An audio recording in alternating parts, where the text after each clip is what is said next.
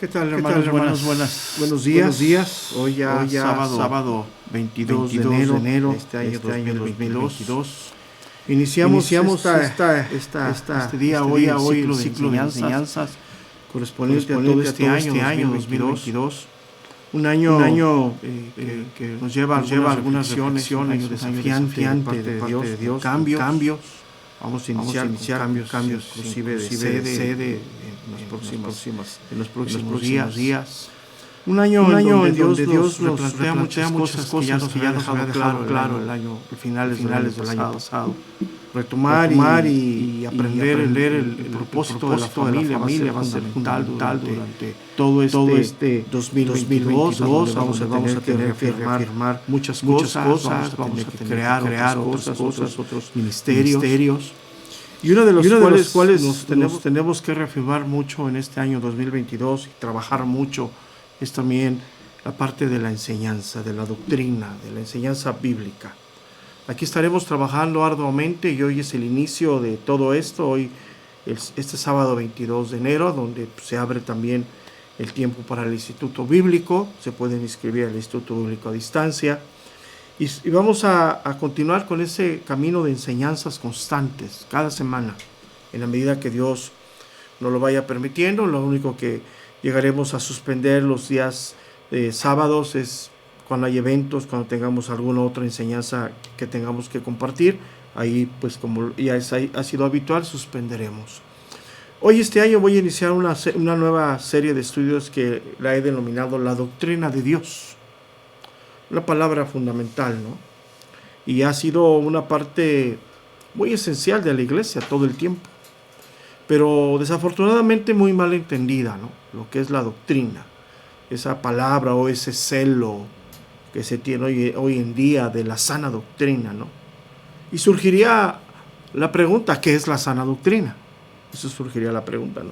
¿A qué se refiere cuando el apóstol Pablo en la carta de Tito le dice en el capítulo 2, verso número 1, pero tú habla lo que está de acuerdo, le dice el apóstol Pablo, con la sana doctrina? ¿A qué se refiere eso? ¿De qué está hablando? ¿A qué apunta? Y bueno, espero que con el paso de esta enseñanza de la doctrina de Dios, que la he titulado, pues quede claro, ¿no? Quede claro para ustedes y obviamente para un servidor qué es la sana doctrina. ¿A qué se refiere lo que el apóstol Pablo le está diciendo a Tito? Pero tú habla lo que está de acuerdo con la sana doctrina. ¿A qué se refiere? ¿En qué parte de la carta dirigida a él está este versículo 2.1? ¿Qué le habló antes? ¿Qué le habló después? ¿Cuál es la instrucción del apóstol Pablo que le deja a Tito en esta carta? ¿Qué estaba aconteciendo en aquel tiempo en esta parte de la isla de Creta que estaba aconteciendo en ese momento en las congregaciones que estaban ahí? ¿Qué acontecía? Entonces todo eso que vamos a ir viendo en las próximas semanas nos va a dejar claro lo que es la sana doctrina. No lo que hoy se cree o no lo que hoy se piensa. Y voy a decir algo muy triste. No lo que hoy se practica como la sana doctrina. Porque para empezar, la enseñanza no se la podemos nosotros establecer a ningún hombre. Algunos hombres son encargados de parte de Dios. Por los dones, por el llamamiento, por la constitución que Dios ha hecho en cada hombre. Y aquí lo vamos a ver. Entonces, para empezar, la doctrina, la enseñanza viene de Dios. Ese es el punto fundamental. No se la podemos acreditar a ningún hombre, escúcheme bien, por mucho menos a ninguna denominación. Así de claro. O sea, nadie es tenedor ni poseedor de la sana doctrina. Nadie. Porque ningún hombre está libre de pecado. Y el pecado nos nubla a todos en diferentes situaciones de la verdad de Dios, de la enseñanza de Dios. El único perfecto, claro, el único sano en todo es Dios. Y es la labor del Espíritu Santo en toda la iglesia, no nomás en unos cuantos. Entonces yo no puedo decir que yo soy un pastor de la sana doctrina o que mi congregación que pastoreo es la sana doctrina. Esos conceptos que hoy se manejan con una intención perversa detrás de todo eso, han dañado al cuerpo de Cristo. Lo voy a decir claramente, sí, han pervertido a la iglesia, que era lo que estaba sucediendo aquí. Era lo que aquí Pablo les dice, que mayormente los judaizantes, los de la circuncisión, así le dice Pablo, estaban haciendo. Y los de la circuncisión de aquel tiempo, los judaizantes, como lo entendemos tú y yo, se sentían los poseedores de la sana doctrina. Entonces, por eso es necesario estudiar la palabra de Dios, por eso es necesario profundizar en lo que la Biblia nos enseña. ¿Qué es la sana doctrina? Cuando Pablo le dice a Tito en el capítulo 2, verso número 1, que es donde va a estar centrada toda nuestra enseñanza, aunque vamos a ir verso a verso en las próximas semanas, cuando Pablo le dice, pero tú habla, Tito, lo que está de acuerdo con la sana doctrina. ¿En qué parte está hablando? Dice, termina el verso 16 del capítulo 1 de esta carta a Tito. Dice, profesan conocer a Dios. Eso es bien importante, llegaremos ahí. Pero con los hechos lo niegan. Esa palabra, cuando está diciendo, o sea, profesan conocer a Dios, se sienten tenedores de la doctrina, del conocimiento de Dios, pero sus acciones no son de acuerdo a lo que ellos dicen. Es lo que está diciendo. Con los hechos lo niegan, siendo abominables y rebeldes, reprobados en cuanto a toda buena obra. ¿De qué buena obra habla? ¿De qué está hablando el apóstol Pablo? Entonces, cuando le dice al pastor Tito, lo exhorta, pero tú, Tito, o sea, tú, habla lo que está de acuerdo con la sana doctrina. Y empieza a describir qué es lo que va a hablar, ¿sí? Pero termina con el versículo número 7, algo bien impresionante, que es lo contrario que están haciendo los judaizantes que profesan conocer a Dios. O sea, le dice, pero tú habla lo que está de acuerdo con la sana doctrina. Y ahí habla del versículo 2 al versículo número 6, le habla de qué es lo que tiene que hablarle, a quién y por qué. Pero termina el verso número 7 con algo impresionante. Dice, presentándote tú en todo como ejemplo. Ya empezamos a entender algo bien importante. La sana doctrina no es qué enseño, sino que es lo que yo vivo conforme a lo que enseño. O sea, la sana doctrina no es que escucho, yo oveja, yo hermano, que voy y me siento y recibo un mensaje de acuerdo a trazado correctamente, utilizando las herramientas correctas como puede ser la didáctica, como puede ser la homilética, como puede ser un método deductivo, un método inductivo. Sí, o sea, yo puedo escuchar un buen mensaje, sí, pero ¿cuál es la sana doctrina? Que debo de empezar a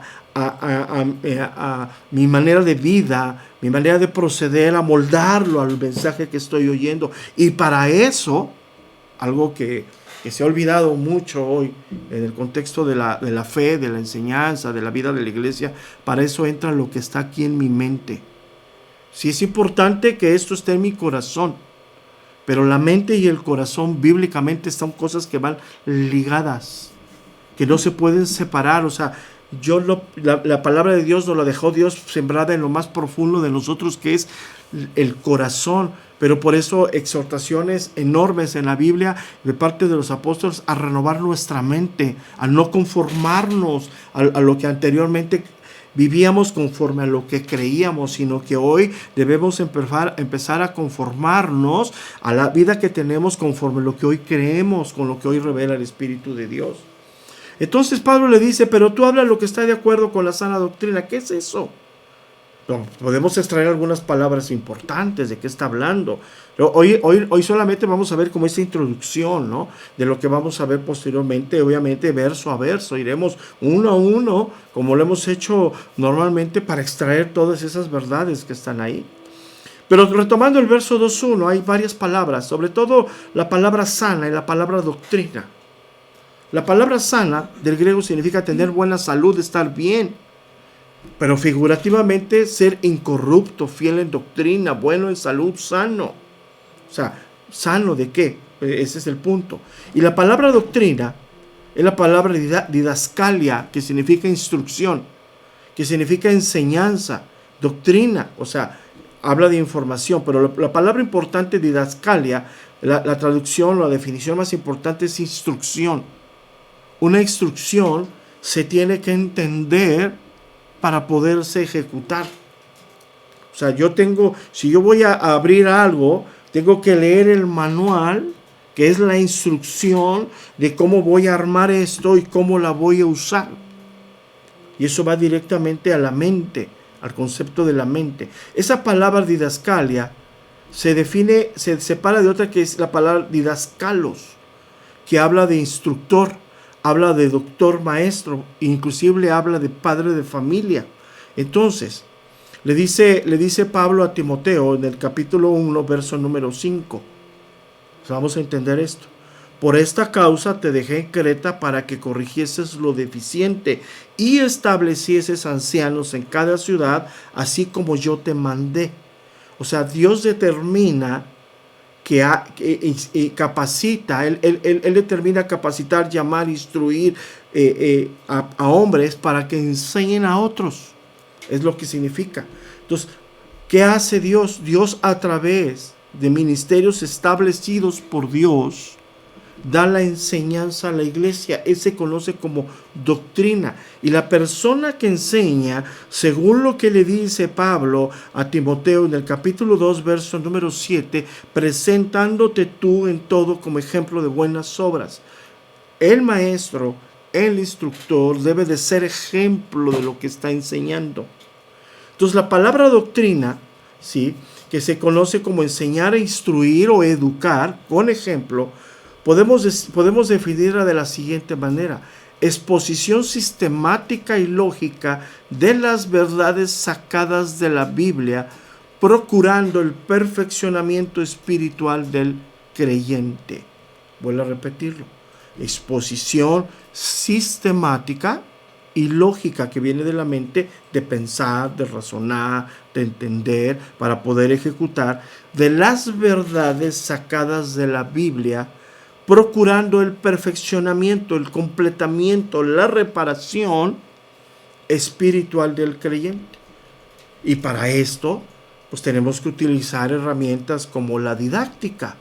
La didáctica es parte de la enseñanza, de la pedagogía, que estudia las técnicas y métodos de enseñanza, cómo enseñar. Hoy lo que estoy haciendo es utilizar un método de enseñanza. Me siento, abrimos un espacio para que hoy, de manera natural tendría yo a los oyentes enfrente ocupando este tiempo para la enseñanza. Hoy todo es en línea. Entonces estamos utilizando la didáctica, pero también se utiliza la homilética, que es una rama de la teología pastoral, la cual se encarga del estudio del sermón y del discurso religioso. O sea, yo me voy a parar aquí a enseñarles, utilizando la didáctica, lo que yo ya aprendí a través de la palabra de Dios, extrayendo las verdades de la palabra de Dios para el perfeccionamiento de ustedes, para su completamiento. Y eso también se puede llevar se puede incluir, hablando dentro de lo que es la iglesia, de formas, se puede también en formas de credo, o sea, declaraciones de fe dogmáticas. Es ahí donde se conoce como la doctrina ortodoxa. ¿Qué significa es esta parte? La doctrina ortodoxa, ¿sí?, es algo que enseña, instruye o educa, ¿sí?, la enseñanza de manera sistemática. Por eso es lo que hoy estamos haciendo. De manera sistemática vamos a ir verso a verso de esta carta de Tito para entender al final de todo lo que es la sana doctrina. Y de esa manera, pues derribar lo que hoy se conoce o se piensa o se cree erróneamente que es la sana doctrina, que hasta en este error si se le da a alguien y se le dice o se etiqueta a alguien y yo tengo que escuchar solamente a él o a ella para que a través de eso yo aprenda solamente la sana doctrina, porque si escucho a otros pues ya no la aprendí. Error, totalmente error. Y de ahí han abusado, han pervertido esto y han sacado provecho. Eso ya es obviamente pues una obra de esas personas con un pensamiento totalmente erróneo a la verdad de Dios. Entonces, esta doctrina ortodoxa se puede definir de esta manera: sistema de enseñanza que se distingue por la fidelidad absoluta a los principios de la palabra de Dios, Su materia básica y fundamental es la revelación divina, o sea, Dios revelación. De inmediato, y esa revelación divina descarta la simple especulación humana. O sea, eso es lo que significa la doctrina ortodoxa. Es esa enseñanza que viene por la revelación divina que derriba toda especulación humana. Entonces, una de las cosas que debemos ejercitar nosotros como creyentes es nuestra mente. A eso somos llamados. Por eso es la lectura de la palabra de Dios, por eso es meditar la palabra de Dios, por eso es utilizar los métodos que hay para poder extraer de la palabra de Dios verdades absolutas para ejercitar nuestra mente. Porque una de las cosas que influye mucho en nuestra vida es lo que hay en nuestra mente. ¿Sí? Lo que hay en nuestra mente influye poderosamente en nuestro comportamiento y en nuestro estilo de vida. Entonces, por eso vemos cómo mezcla la Biblia, la doctrina con la ética, o sea, la vida cristiana, la corrección del modo de ser, la corrección de vida, vienen totalmente ligadas. Y una de estas evidencias, entre muchas, de hecho es la mayor parte del Nuevo Testamento fuertemente, es esta carta de Tito, ¿sí? Entonces vemos cómo la doctrina y la ética suelen ir totalmente cogidas de la mano, o sea, inseparables. Obviamente es posible profesar algo y no vivirlo, o sea, es algo real, o sea, hay quien puede profesar ser creyente y no vivir como creyente, ¿no? Pero normalmente por lo general, o sea, nuestro estilo de vida es un reflejo de lo que auténticamente creemos. Y las doctrinas que abrazamos, ¿sí?, determinan en gran medida nuestras actitudes, acciones ante la vida. O sea, ese es un punto. La doctrina que abrazamos, o sea, por ejemplo, si entendemos lo que la Biblia habla sobre el dominio de la lengua, pues yo voy a frenar mi lengua antes de decir y hablar cosas incorrectas, ¿no? Y eso que va a determinar mi manera de vida, mis acciones ante la vida. Entonces, por eso, todo el Nuevo Testamento está enfocado en ese camino. Doctrina, ética, abrazadas, entretejidas entre todo eso. Y esta carta es ejemplo, totalmente ejemplo, ¿no? Por ejemplo, en el capítulo 2, del verso número 2 al verso número 10, el apóstol Pablo habla acerca de lo ético, ¿no? Y luego después empieza a hablar acerca de cuestiones profundas, enseñanzas doctrinales. Por ejemplo, del 2.11 al 2.14 habla de lo ético, y después del capítulo 3, del versículo 4 al verso 7, habla de profundidades doctrinales. Entonces, una de las cosas que es muy importante y uno de los principios de la enseñanza es establecer que la iglesia entienda esos principios que vienen de Dios. Sí, dije la palabra correcta. Entienda, ya los creemos, porque creemos que la palabra de Dios es la única fuente, que Dios se revela en su palabra, pero hoy necesitamos aprender. Y para poder aprender, el primer paso para poder aprender es necesitamos entender lo que la palabra de Dios dice. Entonces, es muy importante, ¿no?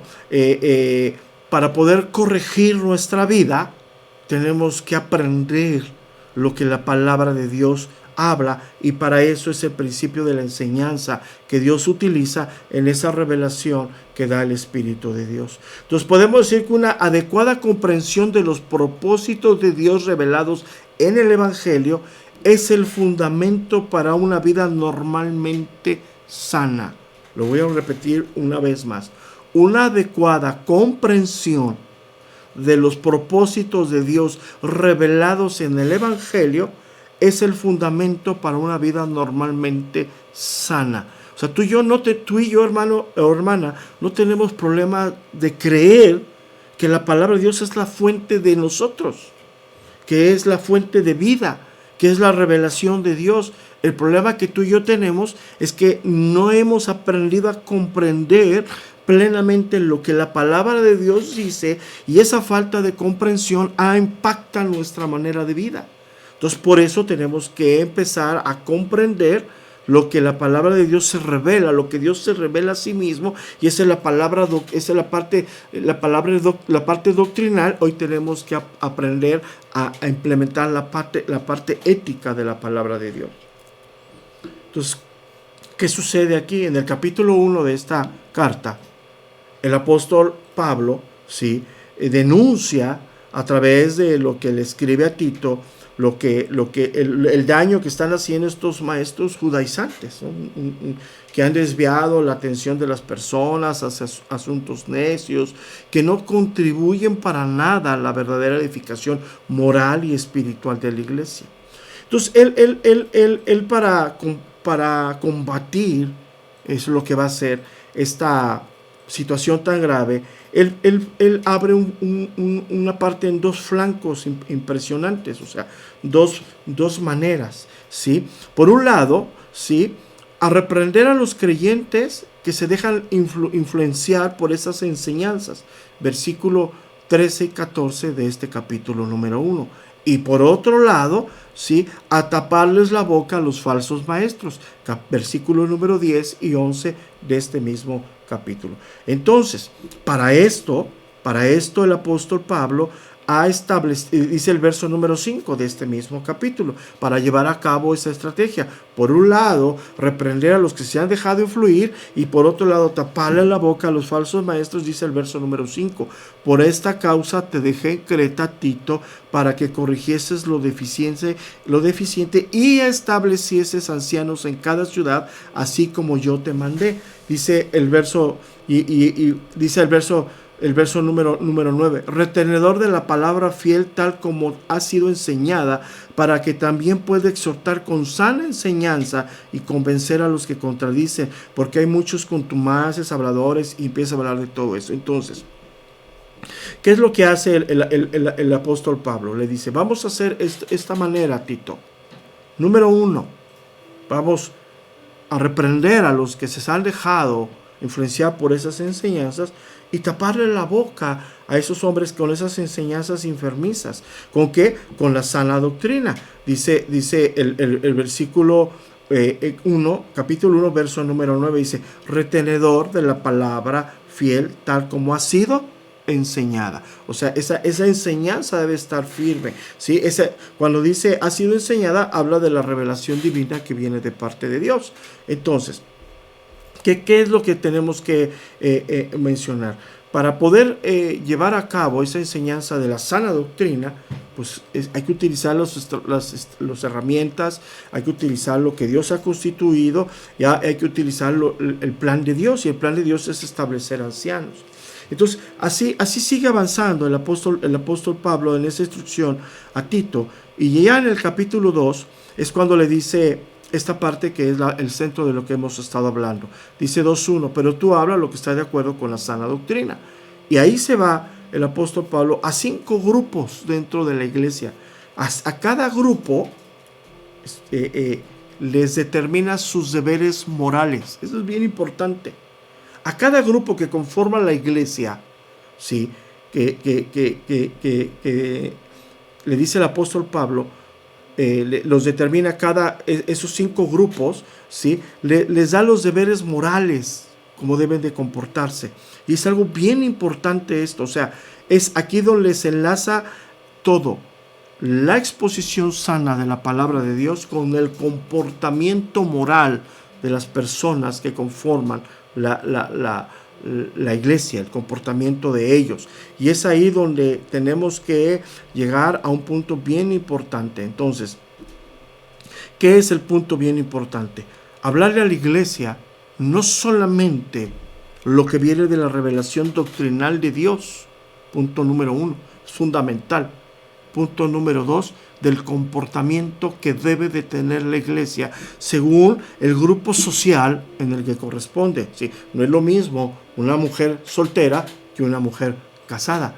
No es lo mismo un hombre soltero y un hombre casado. No es lo mismo un hombre maduro que un hombre joven. Todos tienen una parte moral dentro de la vida de la iglesia. Entonces, y es la manera de contrarrestar a todo esto. ¿Qué es lo que vamos a ver en los próximos semanas, yo inclusive meses? Pues esta parte tan importante, ¿no? Esa parte donde es tan importante. Le dice Pablo al pastor Tito en el capítulo 2, verso número 7, presentándote tú en todo como ejemplo de buenas obras. Y ahí está la culminación de todo. El pastor es el ejemplo de la doctrina, del entendimiento, de la revelación divina, pero se debe de complementar con su estilo de vida. ¿Qué vida lleva él conforme a lo que enseña? Y eso se debe de reproducir en la iglesia. El pastor toma la revelación divina que viene de inspiración de Dios, la doctrina de Dios, y la debe de conformar en una doctrina sana, viviendo él conforme a la revelación divina, y debe de llevar eso a la iglesia, ese ejemplo a la iglesia. Por eso, después de que Pablo acaba de hablar de esa parte de los 5 grupos y les acaba de dar los lineamientos morales, le dice al pastor Tito, presentándote tú en todo como ejemplo de buenas obras, en la enseñanza mostrando integridad y seriedad. Ese punto es bien importante. Todo lo que hacemos en iglesia representa un orden, una seriedad. Nada queda al aire, nada queda a la improvisación, nada queda a ver qué pasa, porque eso ya no habla de seriedad. Es lo que le está diciendo. Y esa es una parte importante. ¿Por qué nosotros hacemos toda esta metodología? ¿Por qué nos tomamos el tiempo para sentarnos a hablar? Pedirte que tengas el tiempo para escuchar. Por ejemplo, ¿por qué abrimos el Instituto Bíblico en el carácter escolarizado? Por ese principio, para hacer las cosas seriamente.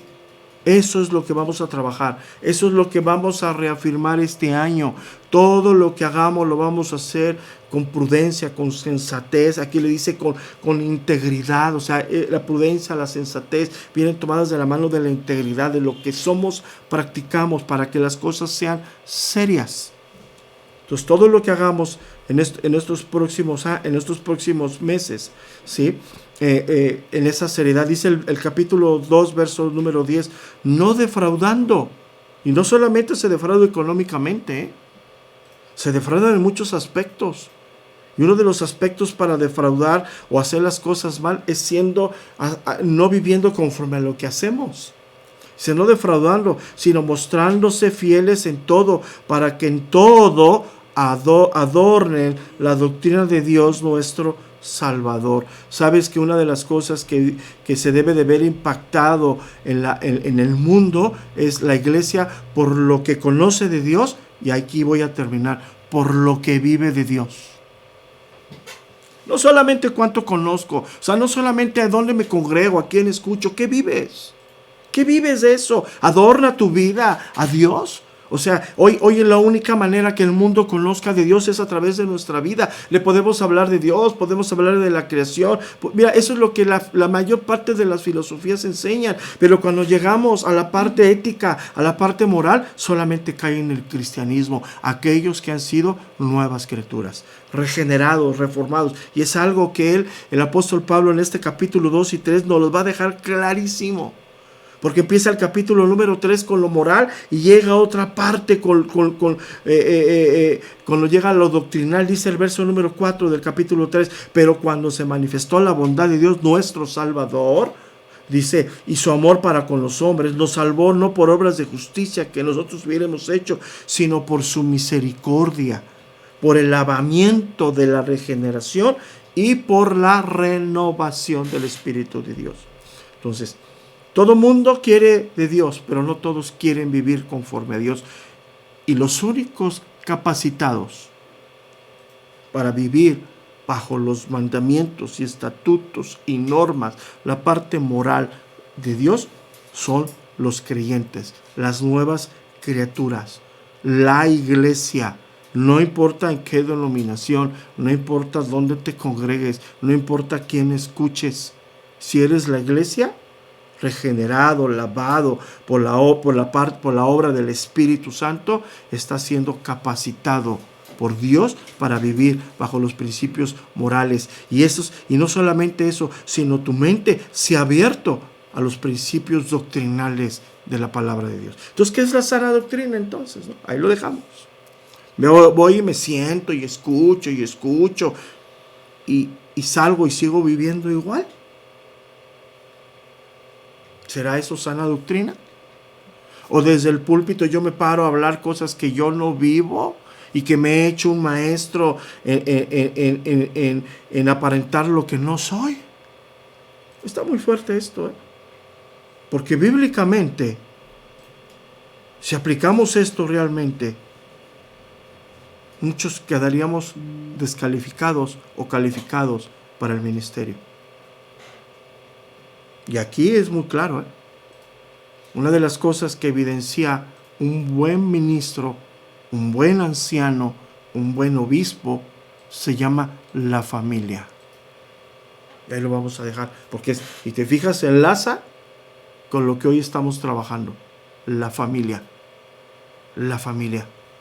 Y nosotros como pastores, en este camino que vamos a introducir, esa nueva manera de poder ver la iglesia, de vivir la iglesia enfocada en ese principio de Deuteronomio capítulo 6, del 4 en adelante, del 12 en adelante, 4 en adelante,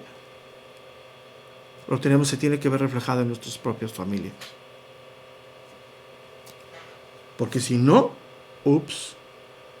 estaríamos descalificados.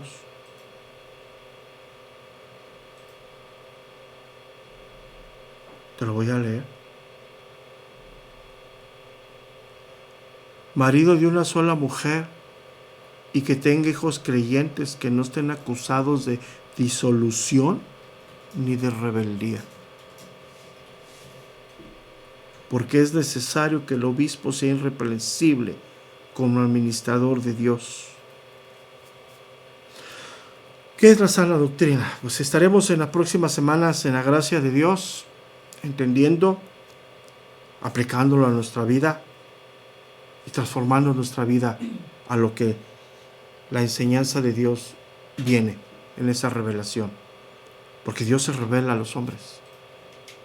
Hebreos capítulo 1, verso número es clarísimo. Dios hablar en otros tiempos de otras maneras a los padres. Hoy Dios nos habla a través del Hijo. Y Él es el verbo de Dios. Hoy Dios a ti y a mí en este nuevo tiempo nos habla a través de su palabra. ¿Para qué nos habla? Para cambiar, para moldar nuestro comportamiento a verdaderos hijos de Dios. Yo no creo que ningún cristiano en un santo juicio sano tenga problemas con entender que la palabra de Dios es de Dios y es la revelación divina de Dios. El problema que tenemos es cómo entender esa palabra y aplicarla a nuestras vidas. Y eso se llama renovación. Pero ya iremos viendo todo esto con el paso de estas semanas. Verdaderamente es un gusto para nosotros estar aquí, iniciar este año 2022 con este desafío enorme que viene a nuestras vidas, que empieza este desafío ya en unas próximas semanas con el cambio físico de la congregación de Tláhuac, y ahí empezamos en esa renovación. Oramos por la iglesia, oramos por estos tiempos tan difíciles, que este tiempo del finales del año 2020, todo el año 2021, quede marcado para aprendizaje, para enseñanza de lo que es la iglesia.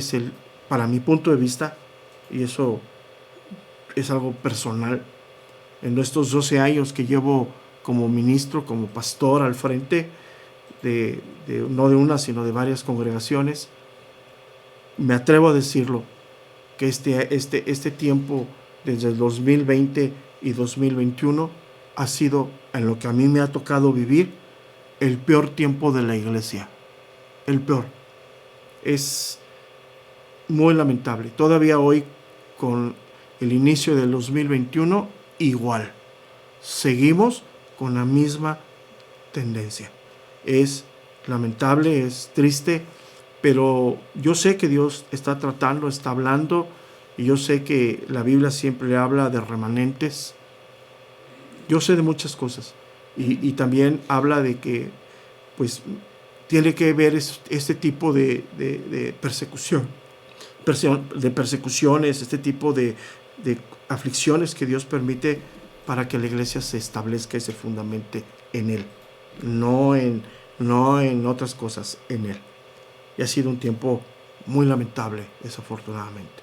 Pero seguimos adelante en el propósito de Dios. El desafío para este año, para nosotros como Iglesia Verdad y Restauración, de parte de Dios es muy grande.